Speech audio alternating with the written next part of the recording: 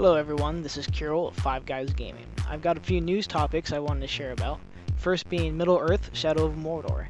This is a brand new game being developed by Monolith, the same ones who made the Fear series. Shadow of Mordor is set between the events of The Hobbit and the Lord of the Rings trilogy, although this doesn't seem to be a tie-in into any of the specific Tolkien canon. Some people have claimed that this is just a rip-off of the Assassin's Creed franchise, and if you see the gameplay video, I think they do take a bit of liberties on the character modeling, but there isn't that much of a similarity. But I'm still anticipating a great game from Monolith, who has made some pretty awesome games in the past.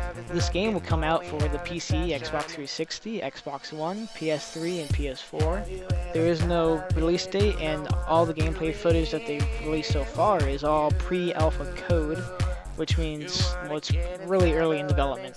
But as of right now, it looks pretty awesome. The January edition of Game Informer magazine has the large article pertaining to the game. Actually, the game cover is Shadow of Mordor.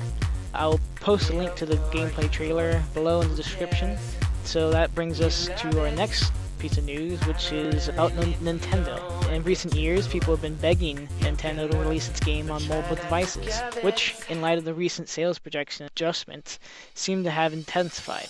Rumors hold that Nintendo will soon announce plans to release videos and playable demos on mobile devices intended to promote its game. In other words, it would release content meant to encourage people to buy Nintendo hardware, which will be the only place to play the full versions of its software. These mobile releases would simply be limited demos released for free. Their plans could be announced as early as this week's quarterly financial briefing, which is scheduled for this Wednesday. Questions have been brought up as to how they will develop these demos on devices that don't even include physical buttons or the all-important second screen, which is dominant in the 3DS and the Wii U. These reports stem from earlier this month when Nintendo slashed its forecast for the current fiscal year. The 3DS is now expected to sell 13.5 million units, down from a projection of 18 million, and the Wii U is expected to sell only 2.8 million units, down from a projection of 9 million. This announcement resulted in a hit to Nintendo's stock prices, which has already pretty much leveled out.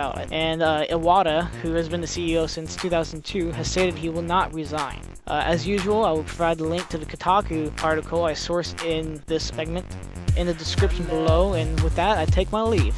So like, comment, and subscribe if you enjoyed this video from 5 Guys Gaming. I'm not real for you. I'm not real for you.